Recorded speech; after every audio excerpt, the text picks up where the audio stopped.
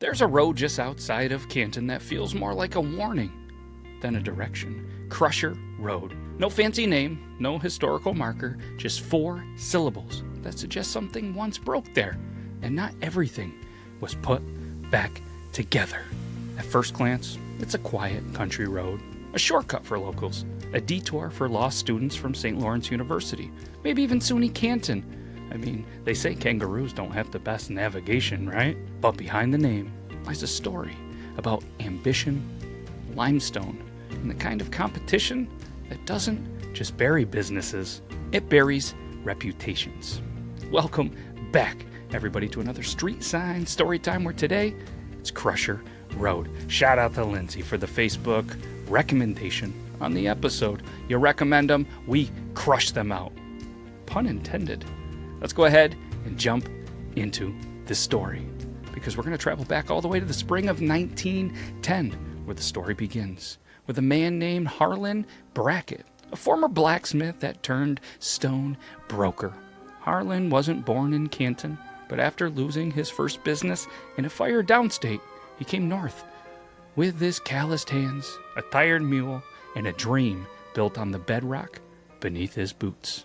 He found his opportunity along what would later become Crusher Road, just east of town, near a deposit of high-quality limestone, so solid that it actually rang like church bells when you hit it with a hammer, according to an early town ledger, that is.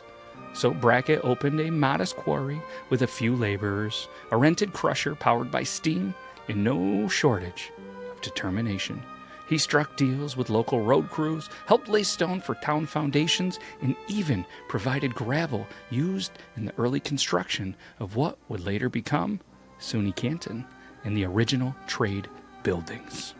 One of Brackett's earliest customers, Coakley's, back when it was still operating under its original family hardware name, according to an old ledger discovered in their attic. During renovations in the 1990s, Brackett delivered crushed stone and sand for their expansion project in 1912. That same foundation that still supports Coakley's building today. But not everyone welcomed Harlan's growing influence. Weird. A little business qualls in the town of Canton? Seems like I've never heard that story before. But moving on, because across town, a competing outfit, Pritchard and Sons Aggregate, had enjoyed a comfortable monopoly for decades. They ran bigger equipment, had political ties, and thought Harlan's ragtag operation, well, was just a phase. But when Harlan underbid them on 3 major municipal jobs, including the new county jail parking lot, they knew something had to be done. Then came what locals now call the Crusher Incident. Let's head on over to a foggy October morning in 1913. Harlan arrived at the site to find his crusher, well, crushed, broken, completely mangled. Gears bent, belt torn, boiler pipe cracked clean through. Sabotage, everyone said. But there was no witnesses and no police interest. It went uninvestigated. The business, unfortunately, died within weeks. Harlan, ever the workhorse, took a job hauling freight. Some say he never spoke another word about the quarry again. But the name stuck.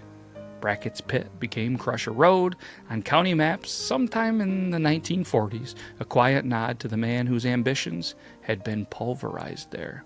The road remained a shortcut for farmers, hunters, and the occasional college kid taking the, well, scenic route back from the Grass River.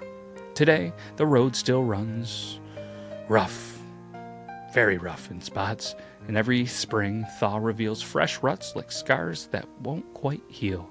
If you slow down near the tree line where the old pit once sat, some say you can still see the remnants of rusted machinery poking out of the brush, nature reclaiming what industry forgot. And Coakley Home and Hardware, still standing, still helping Canton build things that last, helping Mom get that hanging basket that she wanted for Mother's Day, helping your garden with all your gardening needs. So the next time you find yourself driving down Crusher Road, remember, It's not just gravel beneath your tires.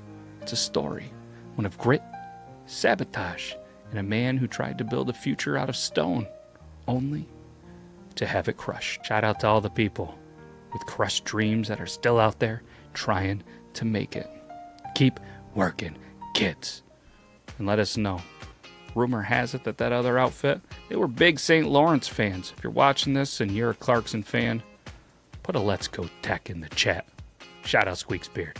But either way, thank you, Lindsay, for the recommendation. If you're watching this and you have a road name that you want us to cover with our totally real, not fictional stories that was 100% factual, let us know in the comments.